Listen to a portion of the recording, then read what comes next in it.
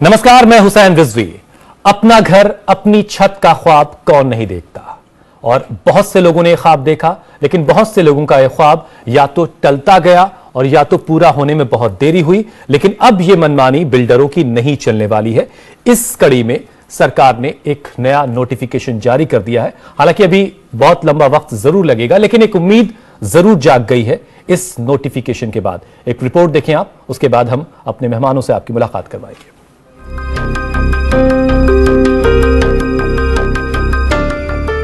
अगर बिल्डरों की कोताही के चलते आपको अपना घर मिलने में देरी हो रही है, तो अब ये मनमानी उन पर भारी पड़ने वाली है, क्योंकि अब पोजेशन में देरी होने पर खरीदारों को 10.9% की दर से ब्याज देना होगा। ये नियम नए और मौजूदा सभी प्रोजेक्ट्स पर लागू होंगे।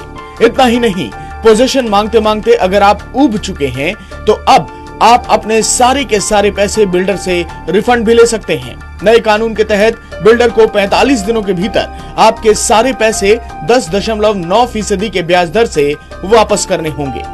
यही नहीं, प्रोजेक्ट में देरी के चलते कई बार आपकी किस्त में देरी हो जाती है, लेकिन जब आपको बिल्डर पोजीशन का ऑफर देता है, तो उसमें सालों पहले हुई किस्त में देरी के एवज में 15% से भी ज्यादा की दर से पेनल्टी वसूलता है। अक्सर बिल्डर इसे पोजीशन में देरी के लिए पेनल्टी मांगने के खिलाफ हथियार के तौर पर इस्तेमाल करते हैं। लेकिन अब आपको किस्त में देरी के लिए 15% की जगह 10.9% ही पेनल्टी देनी होगी। यानी नए नियम में बिल्डर और फ्लैट खरीदार दोनों की पेनल्टी एक जैसी यानी 10.9% कर दी गई है।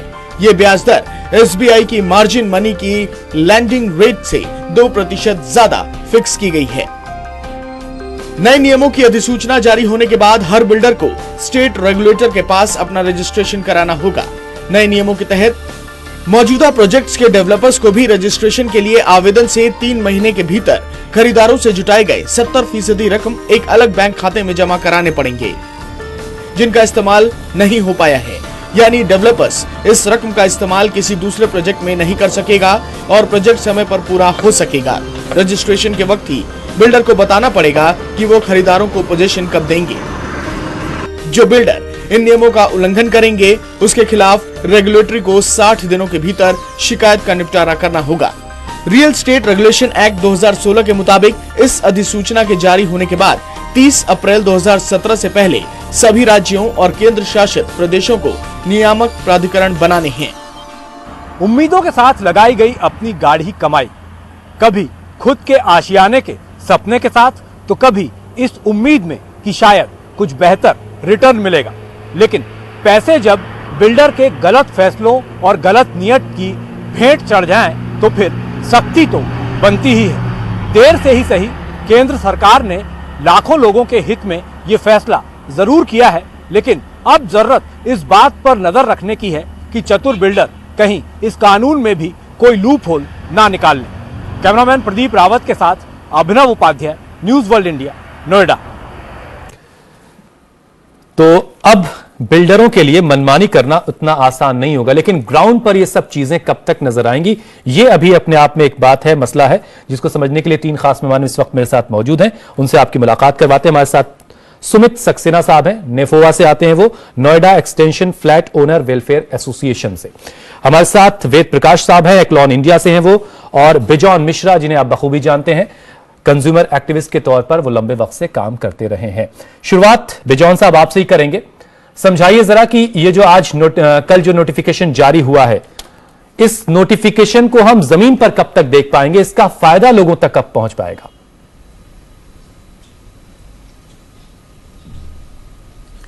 ये अब हम लोगों के ऊपर डिपेंड करता है। यूसी अब अच्छे दिन तो आ गए हैं, लेकिन अच्छे दिन को यूज करने के लिए हम कंज्यूमर्स को भी सतर्क रहना होगा।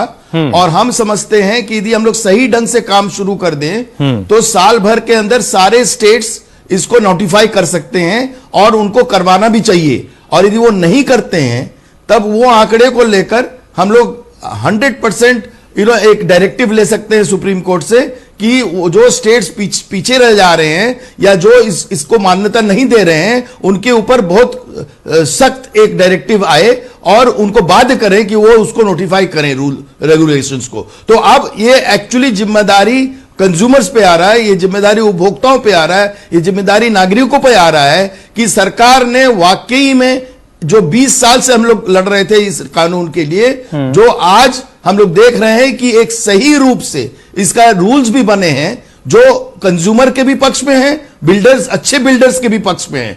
जितने मैंने बिल्डर्स जो तुरंत पैसे बनाने के लिए या लोगों को धोखा देने के लिए बिल्डर बने थे, अब उनका दिन गिने हुए हैं, अब वो नहीं चल सकते हैं, अब वो उस ढंग का काम नहीं कर सकते हैं जो अभी तक कर रहे थे।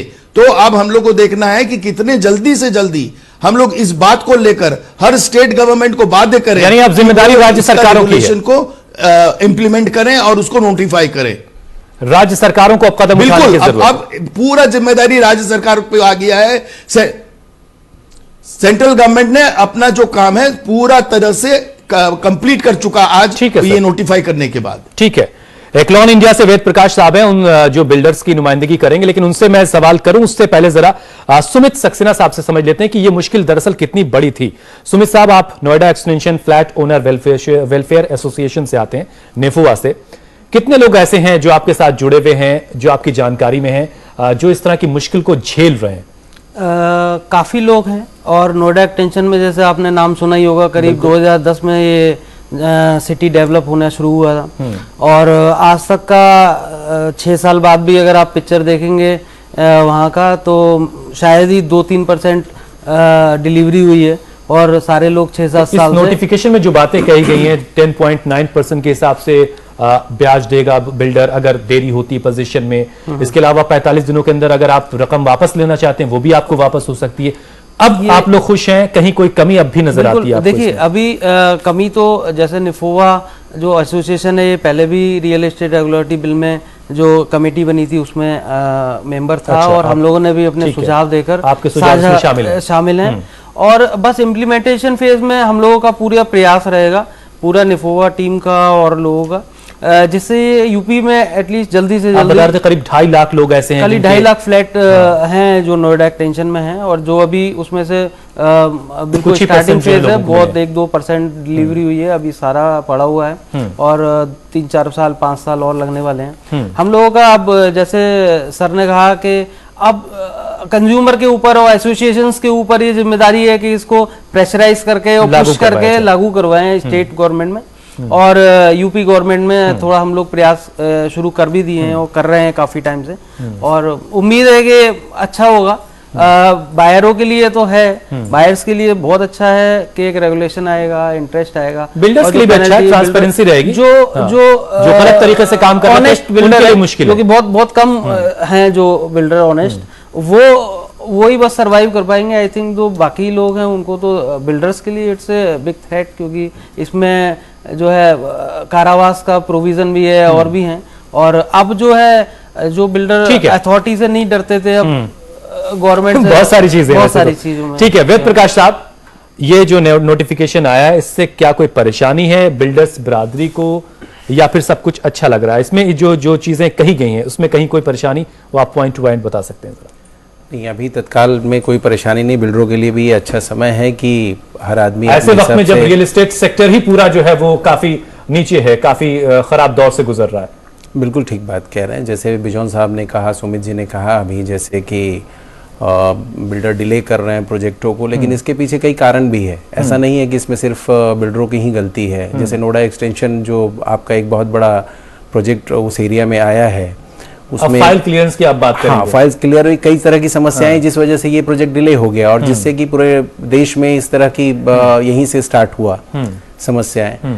लेकिन जो बिल्डर अच्छे हैं, बेसिकली काम करने वाले जो बिल्डर हैं जो अच्छे हैं, उनके लिए ये जो अभी कानून बना है वो बहुत अच्छा है, जिसमें कि उनको आज के दिन में अगर देखा जाए तो 10.9% का जो इनके ऊपर लेट पोजीशन पे लगाया है, तो उसके विपरीत अगर देखें तो मतलब कस्टमर्स के ऊपर, बायर्स के ऊपर भी उतना ही लगाया हुआ है। तो ये सब पहले आप 15% लिया करते थे।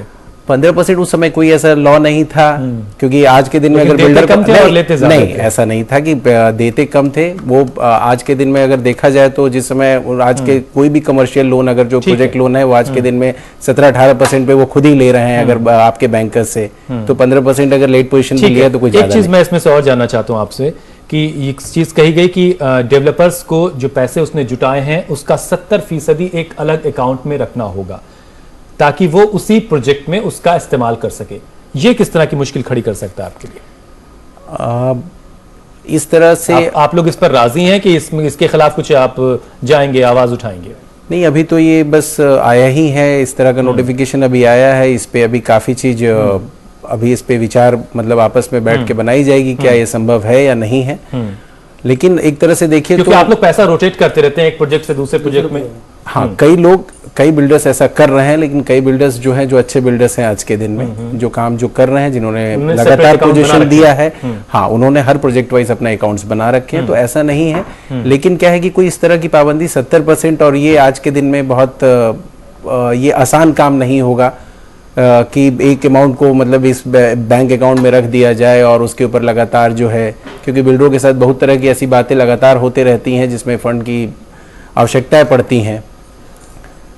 ठीक है, इस पे एक बार विचार बनाना पड़ेगा। ठीक है, बिजौन साहब मैं आपके पास आऊं उससे पहले जरा एक साउंड बाइट जरा दर्शकों को दिखाते हैं। इस नए नियम से जो कंज्यूमर्स हैं उनको कितना फायदा होगा, इस पर हमारे संवाददाता अभिनव उपाध्याय ने बात की है, जरा सुनिए उनको। बिल्डरों की मनमानी के चलते परेशान रहे हैं, लेकिन अब केंद्र सरकार कुछ नए नियम लाने वाली है जिनसे काफी हद तक राहत ग्राहकों को मिलने की उम्मीद व्यक्त की जा रही है। इस वक्त मोहम्मद नसीम साहब हमारे साथ में मौजूद हैं, जो कि एलिगेंट कंपनी में काम करते हैं। नसीम, क्या हो आप यहाँ पे?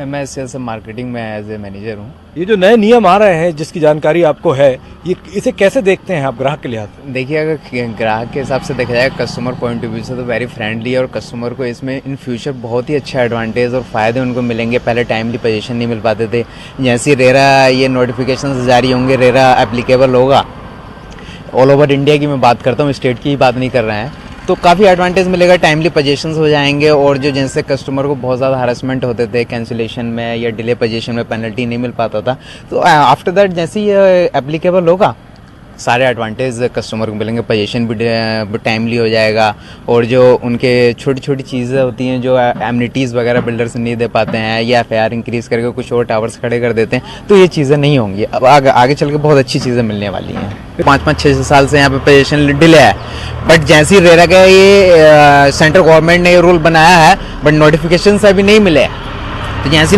उससे पहले ही बिल्डर्स ने अपने काम में तेजी लानी शुरू कर दिया है, तो धीरे धीरे पोजीशंस आ रहे हैं। और मैं समझता हूँ कि आने वाले टाइम में जो है सारी चीज़ें ट्रैक पर आ जाएंगी और बहुत जल्दी पोजीशंस कस्टमर्स को मिलने वाले हैं। जी, ये ग्राहक फ्रेंडली देखने में लग रहा है। बिल्डर को किस तरह का खामियाजा, किस तरह का क्या नुकसान देखते हैं आप इसमें? नहीं, देखिए, बिल्डर पॉइंट ऑफ व्यू से देखा जाए तो ऐसा नुकसान नहीं है, बट उनको भी बहुत अच्छा एडवांटेज इसको मिलेगा, क्योंकि टाइमली कस्टमर से पैसा आएगा, टाइमली अपना कंस्ट्रक्शन करेंगे, टाइमली पोजीशन देंगे, अपना दूसरा प्रोजेक्ट जाके करेंगे, तो बिल्डर पॉइंट ऑफ व्यू से भी अच्छा है। बट जैसे अभी सिचुएशन चल रही है हमारे इंडिया में, अभी रेगुलेटरी नहीं है रियल एस्टेट की।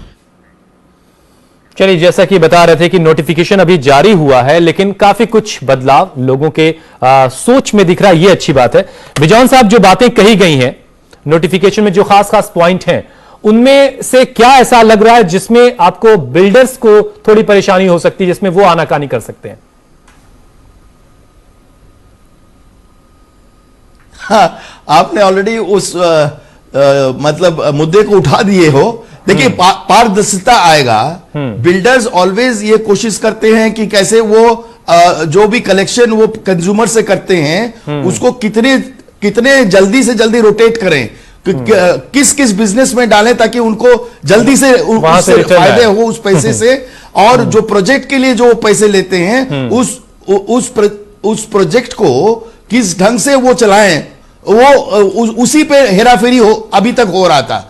तो अब इससे क्या होगा कि रेगुलेटर वो जो एस्क्रो अकाउंट बनाएंगे 70% 75% जो रखेंगे, वो उस एस्क्रो अकाउंट का मॉनिटरिंग होगा कि आपका प्रोग्रेस क्या हुआ, प्रोग्रेस को देखते हुए वो रिलीज करेंगे उस पैसे को। तो उससे क्या होगा कि द बिल्डर भी जैसे कहा गया है कि बिल्डर भी चाहेगा कि हम जल्दी से जल्दी प्रोजेक्ट को खत्म करें, ताकि उस फायदे को जो उनको प्रॉफिट होगा उससे, उस प्रॉफिट को लेकर वो और एक प्रोजेक्ट को शुरू कर सके और जल्दी से जल्दी वो अपना प्रोजेक्ट को खत्म करने की कोशिश करेंगे। तो ये एक्चुअली हम समझते हैं कि आज के दिन में जो रूल्स फ्रेम हुआ है आफ्टर वेरियस कंसल्टेशंस, क्योंकि हम भी पार्लियामेंट्री कमेटी के सामने गए थे, हम भी अपने सुझाव दिए थे, तो हमारे जितने सुझाव हम दिए थे पार्लियामेंट्री कमेटी को, वो सारे वो लोग इस पे डाले हैं, इस कानून में आ गया है, रेगुलेशंस पे भी आ गया है, जो रूल्स बने हैं, जो रूल्स नोटिफाई हुए हैं, वो भी वो लोग उसमें डाल दिए हैं। अब हम लोग को देखना है कि कितने जल्दी से जल्दी, और ये मुद्दे जो आप उठाए हो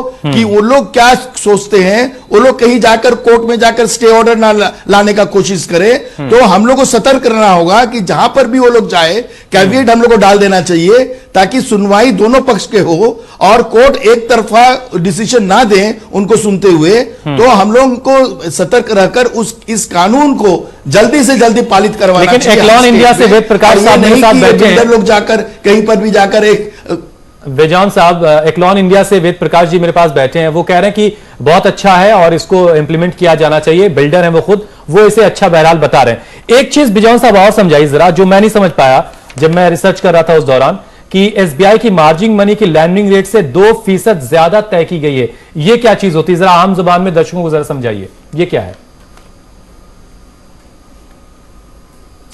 ये होता है कि आपको जिस परसेंटेज में पैसे दिया जाता है और पैसे को मैनेज करने के लिए बैंक्स को भी कमीशन मिलता है। सो बैंक्स को 2% का वो लोग छूट दिया है कि आप 2% मार्जिन रखकर आप उस पैसे को आगे ले जा सकते हो, क्योंकि बैंक जब पैसे लेते हैं एसबीआई से, वो 10% में खरीदते हैं और वो 2% ऐड करके कंज्यूमर से 12% में उस पैसे को देते हैं। सो उसी ढंग से यहां पर ये डिसाइड हुआ कि जो भी एसबीआई का प्रिवेलिंग रेट रहेगा उस पे 2% बैंक्स को मिलेगा इस पैसे को मैनेज करने के लिए। तो आम आदमी 2% देने के लिए तैयार होते हैं, ये नहीं कि 5% 10% बैंक्स उस पर लोड कर दें। तो ये बहुत ही बढ़िया एक रूल्स लेके आए हैं कि आपको 2% में ही आपका बैंक का कार्यक्रम, आपके बैंक के एक्टिविटीज को मैनेज करना होगा। तो ये मतलब सरल शब्द में ये आपको समझाना है, यानी कागजी कार्रवाई के लिए सिर्फ 2% खर्च होगा, जो एग्जैक्टली खाली कागजी कार्रवाई नहीं, बैंक को मैनेज करने के लिए, उनके जो लोग काम कर रहे हैं उनका तनख्वाह देने के लिए, क्योंकि उनके भी तो एक खर्चा है। सो वो खर्चे को मैनेज करने के लिए 2% अलाउ कर रहे हैं, ऑफिशियली वो लोड कर सकते हैं एसबीआई के प्रिवेलिंग रेट पे। ठीक है, सुमित सक्सेना साहब, आप नेफोवा से जुड़े हुए हैं, लंबे वक्त से आप काम भी कर रहे होंगे, कितने लोग ऐसे आपको अब तक मिले जो बहुत ज्यादा परेशान है और जो अब बिल्कुल से विड्रॉ करने के सिचुएशन में पहुंच चुके थे, नहीं अब मुझे पैसा वापस चाहिए, वो भी नहीं मिल रहा था। बहरहाल इस नोटिफिकेशन के बाद एक पहलू वो भी है कि वो भी शायद अब ये चाहे कि उनको उनका फ्लैट मिल जाए, और ये भी बिल्डर के लिए भी राहत की बात हो। बिल्कुल सर, हम लोगों के पास जो भी लोग आते हैं वो वही उसी कैटेगरी में से आते हैं जो बहुत ज़्यादा परेशान हो गए हैं। एक्चुअली जब 2010 में से और 11 में बुकिंग कराए हुए हैं, एक तरफ तो उन पे ईएमआई का बोर्ड लोड आ रहा है, एक तरफ से वो रेंट भी दे रहे हैं, अपने घरों का मकान नहीं मिल रहे हैं, और ब्याज पे बात, और तीसरा भी एक इसमें पहलू है कि इतना रेट डाउन हो गया है। जो 2012 में खरीदे हुए हैं वो आज देखते हैं रेट तो वही सेम रेट है, तो उनके लिए बड़ा हताश है कि वो मिल नहीं रहा है। कैंसिल करवाते हैं फ्लैट तो जो उन्होंने अपना अमाउंट दिया हुआ उसमें से भी 10% काट के मिलना है, तो जो एंड यूजर है वो तो लॉस में है पूरा, और उसको उम्मीद भी नहीं है नोटिफिकेशन के बाद भी। अभी इम्प्लीमेंटेशन और ये अगर इम्प्लीमेंट होता है तो उसके बाद बिल्कुल इम्प्लीमेंट होता है तो कम से कम घर उनको जल्दी, जैसे ये एस्क्रो अकाउंट खुलेगा और 70% अमाउंट जाएगा तो उनको लगेगा। प्लस इसमें ये भी है कि जो कारपेट एरिया है, अब चाहे वो बेच चुके हो पहले बिल्डर, अब उनको पूरा देना पड़ेगा इसका ब्यौरा कि कितना भाई कारपेट एरिया है, तो एक उनको पता भी लगेगा भाई है क्या फ्लैट में एक्चुअली, क्योंकि यहाँ पर जो सुपर एरिया और सुपर डुपर एरिया और कारपेट एरिया में जो कंफ्यूजन है फ्लैट के टाइम, वो बहुत बड़ा कंफ्यूजन है, उसमें कभी पता नहीं लग पाता है कि कारपेट एरिया कितना है। कंफ्यूजन जरा वेद प्रकाश साहब से क्लियर करते हैं। वेद प्रकाश जी, एक चीज सारे पॉइंट्स आपने भी देखे होंगे, इसमें कौन सी ऐसी चीज है जो सबसे ज्यादा आपको परेशान कर रही है? और ये कारपेट एरिया और सुपर एरिया की उलझन तो हमेशा रही है, जरा इसमें इस पर भी रोशनी डालिए कि इसमें इसकी जो परेशानी कैसे आप लोग आने वाले वक्त में दूर कर सकते हैं। कारपेट एरिया और सुपर एरिया की जो बात है ये आज की नहीं है, बहुत पहले की है, चलता आ रहा है। और इसमें जो सरकारी जैसे बन रहे हैं, जो कुछ अथॉरिटीज़ खुद के फ्लैट्स बना रहे हैं अपने, उसमें भी ये समस्या हमेशा से रही है। ऐसा नहीं है कि उसमें नहीं रहा है। हाँ, अब इसमें यह है कि कुछ बिल्डर्स क्या है कि कारपेट और सुपर एरिया में काफ़ी ज़्यादा डिफरेंसेस रखते हैं। 25% 40%। हाँ, 40% तो बेसिकली नहीं होता है। 40% आप जैसे समझ रहे हैं वैसा नहीं होता है। उसमें बहुत चीजें उसमें आ जाती हैं, जैसे वॉल, अगर आप इसे खुलकर कॉमन एरिया है, कंज्यूमर को खुल के बताया जाए कि भाई इतना आपको रहने के लिए जगह मिलेगी, उसकी आपको इतनी कीमत अदा करनी है। अब जो कानून आ रहा है इसमें सारे बिल्डरों को ये चीज बतानी पड़ेगी कि आपका जो एक्चुअल एरिया क्या है और कारपेट एरिया क्या है। इसमें इसके बिना आप काम तो चलना नहीं है। इसलिए अब बहुत चीज क्लियर हो जाएगा सबको कि मैं क्या खरीद रहा हूँ और किस चीज के लिए मुझसे पैसा लिया जा रहा है। ये बहुत सीधा समझ में आने लगेगी लोगों को, ट्रांसपेरेंट होंगी चीजें। हाँ, चीजों में ट्रांसपेरेंसी आएगी। विजय साहब, आप कुछ कहना चाह रहे हैं? मैं उसमें कुछ चीजें और जरा सा जोड़ दूं, फिर आप बताइएगा। जिन लोगों ने बहुत पहले मकान लिए थे, हम वही कहना चाह रहे हैं कि अब पारदर्शिता आ जाएगा। अब कंज्यूमर को वो वैल्यू मिलेगा जो उनको मिलना चाहिए। पहले डिसेप्टिव मैनर से, मिसलीडिंग मैनर से लोगों से कलेक्शन कर दिया जाता था कि ये आपका सुपर एरिया है, सुपर एरिया का एरिया इतना है, जबकि उनको बहुत सारे एरिया खाली छोड़ना पड़ता है।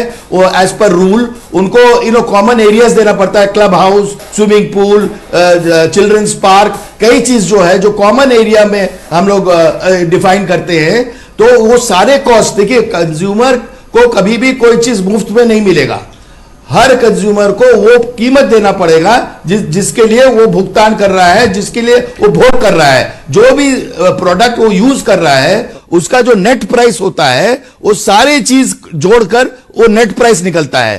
तो carpet area is the net price. Net price मतलब हम जितने एरिया में लिव रहेंगे हम उसका प्राइस देंगे, बट उसमें कॉमन एरिया भी जोड़ दिया जा रहा है। अब प्राइसिंग उसी में जोड़ जाएगा। तो रेगुलेटर इसको सारे चेक करेंगे कि वो कॉमन एरिया क्या है, कितना है, और वो लोग कितने जोड़ रहे हैं, उसको कितने लोड कर रहे हैं इन द कारपेट एरिया।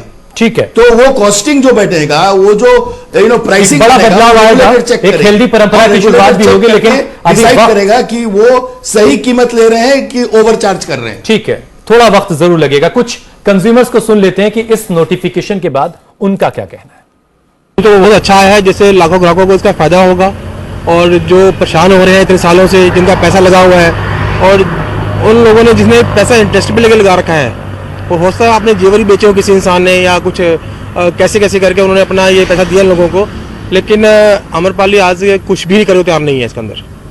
और जहाँ तक मेरा ख्याल है, मुझे लगता है कि जो मार्केट के अंदर है कि आम्रपाली जो है इसको तैयार करेगी नहीं करेगी, ये भी कुछ इसका पता नहीं है। कब लिया था आपने फ्लैट यहाँ? ये लगभग 1.5-2 साल हो गया है। तब क्या बोले?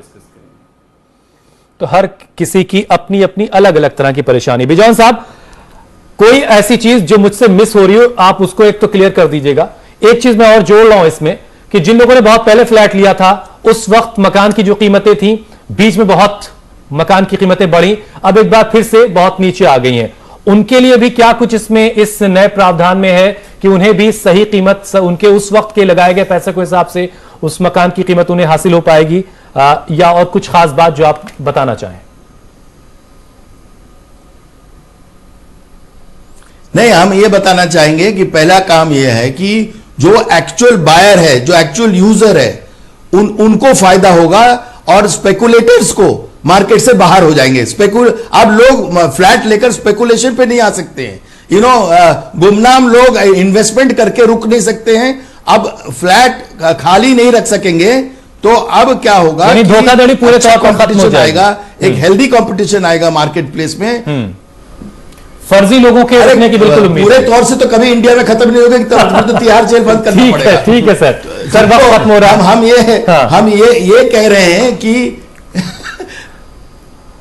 हम ये कह रहे हैं कि ये हम लोग को बहुत अटेंटिवली देखना होगा, अलर्ट रहना होगा, और यदि कोई भी व्यक्ति इसको लेकर तोड़ मरोड़ करेंगे या कोर्ट में जाकर इसको एक दूसरा पक्ष दूसरा एक इंटरप्रिटेशन करेंगे, उसको हम बहुत लोगों को सतर्क रोकना करने होगा। की जरूरत है। एक छोटा सा वेद प्रकाश जी, एक छोटा सा 30 सेकंड का कमेंट आपको, उसके बाद मुझे शो खत्म करना है।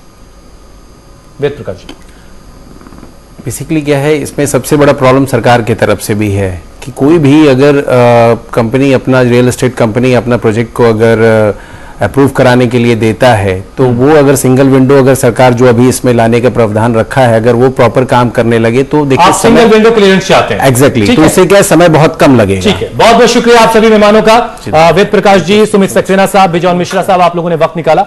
तो आने वाले वक्त में इसका फायदा आपको मिलेगा, लेकिन कितना वक्त लगेगा अभी यह नहीं कहा जा सकता। अभी नोटिफिकेशन जारी हुआ है, अभी राज्य सरकारों को रेगुलेटर बनाने होंगे, उसमें कितना वक्त लगेगा, क्योंकि हमारे यहां सरकारी तंत्र किस तरीके से काम करता है वो आप बेहतर जानते हैं। लेकिन एक उम्मीद जरूर जागी है। नमस्कार।